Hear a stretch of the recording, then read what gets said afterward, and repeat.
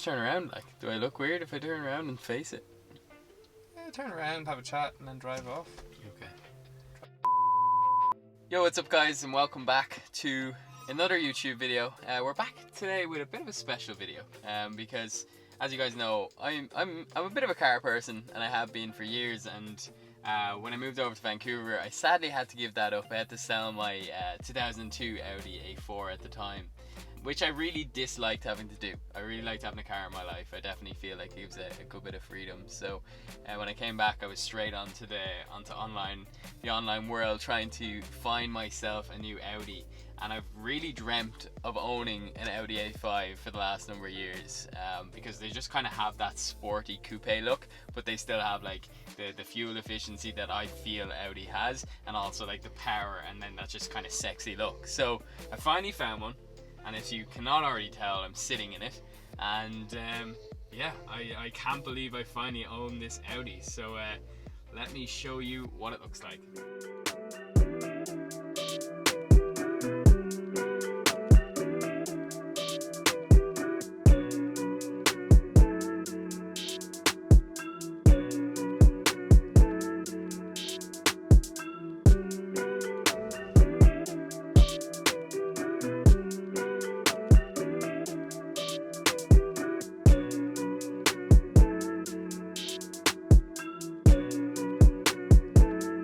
So the Audi I went with is the Audi A5.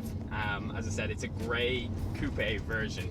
Now what I like about this Audi, and it's actually not something I was aware existed, is that this is actually a 2.7 litre turbo diesel, which I'm so excited to have. I had presumed my options were the 1.8 petrol, which is an absolute guzzler, and if you know Ireland, you know that petrol prices are pretty darn expensive. So that was off the cards. And then the other option was the 2 litre turbo diesel, which was what I was kind of keen on. Now this A5 appeared on the market, and I noticed straight away it had the 2.7 litre engine, and I was like, you know what, I don't think I'll get insured on this thing, but I'll ring up the insurance company. So I called up the insurance company, and thankfully with my 6-year no claims that I built up, I was able to get it for like €1,000, which is an extremely good price in Ireland, because this thing is 187 brake horsepower. You know, like my last car was a 1.9 turbo diesel, and this thing that was 130. So this is a bit of a step up. So I picked it up 2 weeks ago, and it's been just an absolute dream ever since. So I'm just going to give you a little example of what it's like. I've just put it into sport mode now. I'm just going to give myself a little bit of space. We're driving up on the curve today, so there's a lot of space.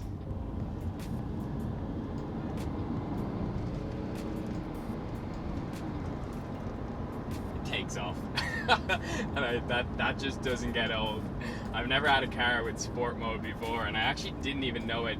Like I've seen Audi A5s with the sport mode. I didn't realize this one actually had it until about 5 days after picking up the car. I was picking up Sean. I was just sitting in the car outside, and I was like, what is this S feature? So I've been loving S. Trying to stay in drive as much as I can, but S is a fun function. And then actually, I can't believe I haven't mentioned either, is it's all automatic as well, which is really nice. I didn't come back from Canada looking for an automatic, but when you're in America or North America, it's all automatics, and I was kind of got used to that. So I just kind of was like open to it, and then when I went and viewed this car, it was fully automatic as well. So yeah, it's an absolute dream to drive. I personally do go for older cars. This is a 2009 model, so like I'm not going out there like dropping like 40-50k on a car. I got this at a very reasonable price, and what I like to do is just kind of buy older cars that haven't been modded up too much, because I do feel if you go buy a car that's completely modified, you end up with a car that's been driven too hard. So with this one, it was bought by one owner, and the beauty of that is that one owner imported it from England, and it was an older person. So I just know then that it hasn't been driven to the ground. If you go and pick up like the S-Line specs that have been lowered and stuff like that, you end up with just something that has definitely seen too much sport mode.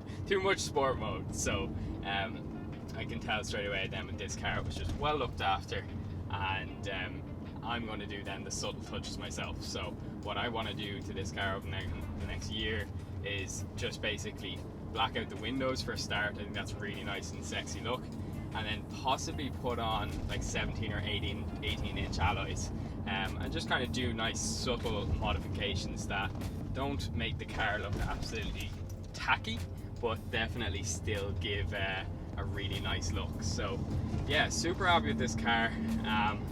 In terms of like going for a car that's a massive engine, it's personally something I just like to do. You know, I don't have a whole lot of hobbies, but this is one of my hobbies, and I always see the investment in just having a bigger car. I don't mind paying that bit extra for parts or mechanics and stuff like that, because I spend a lot of time driving and I like my road trips and stuff like that, so I completely think it's justified.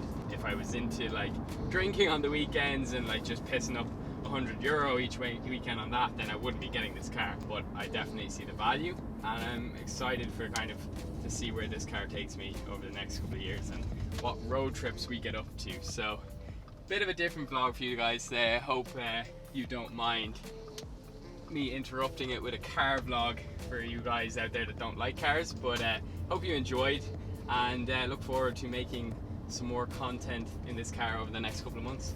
I'll catch you in the next one.